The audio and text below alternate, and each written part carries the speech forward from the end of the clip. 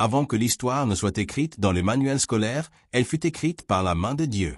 Et avant que ne s'élève ou ne tombe un empire, l'homme fut formé non par l'évolution ou par hasard, mais par le souffle de l'Éternel. Aujourd'hui, nous explorons non seulement l'origine de l'homme noir, mais aussi sa place dans le récit éternel de Dieu, un récit de dignité, de but et de gloire. Le commencement universel, formé de la terre de l'éternité. Genèse 2h7. L'Éternel Dieu forma l'homme de la poussière de la terre, il souffla dans ses narines un souffle de vie, et l'homme devint un être vivant. Le mot hébreu pour terre est Adama, signifiant une terre brun rougeâtre. Dieu a choisi de façonner l'humanité non à partir de marbre, ni d'argent, mais de terres riches et fertiles, de la même teinte que celle des régions équatoriales de l'Afrique et du Moyen-Orient. Les fleuves d'Éden traversaient le pays de Cush, une terre africaine bien connue, Genèse 2h13, suggérant que les frontières d'Éden touchaient le nord-est de l'Afrique. Adam n'était pas une figure européenne blanche, il était de la terre, par sa couleur et son essence. Vérité. Avant les nations, il y avait Éden. Avant les tribus, il y avait Adam. Et en Adam se trouvait la semence de chaque couleur de peau, le noir y compris, non comme un détail secondaire, mais comme un reflet divin du Créateur. 2. Le premier homme noir nommé Cush, le père des nations africaines. Genèse 10, 6-7. Les fils de Cham furent Cush, Mitzraïm, Pus et Canaan. Les fils de Cush, Séba, Avila, Sapta, Raéma et Sapteka. Cush, fils de Cham, est le premier individu dans les Écritures dont les descendants sont incontestablement africains. Le nom de Cush est directement lié à l'Éthiopie ancienne, Nubie-Soudan, une région de civilisation avancée, de richesse et de puissance spirituelle. Les Cushites étaient reconnus par leur peau.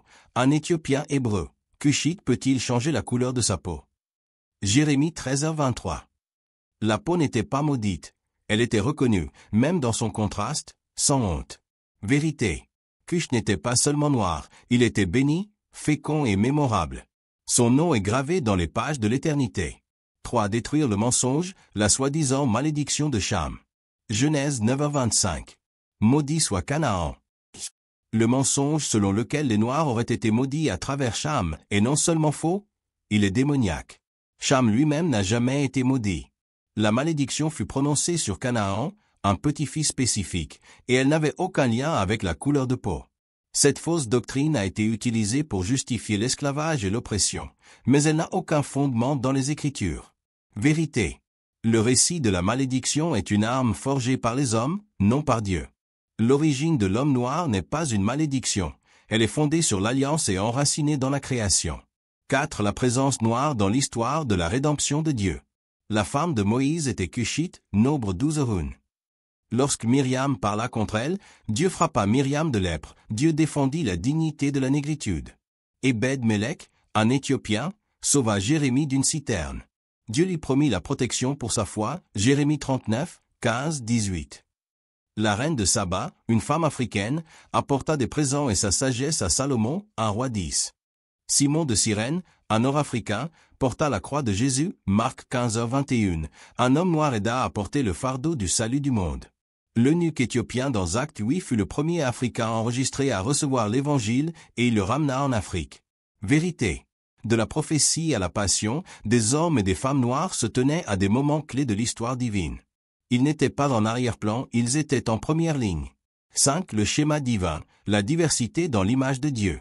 Apocalypse 7h9d.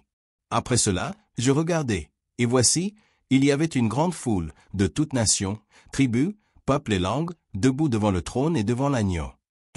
La vision éternelle de Dieu inclut tous les tons de peau, toutes les langues, toutes les lignées. Si le ciel célèbre la diversité, nous devrions en faire autant. L'homme noir n'est pas une anomalie, il est une intention divine. Exhortation finale.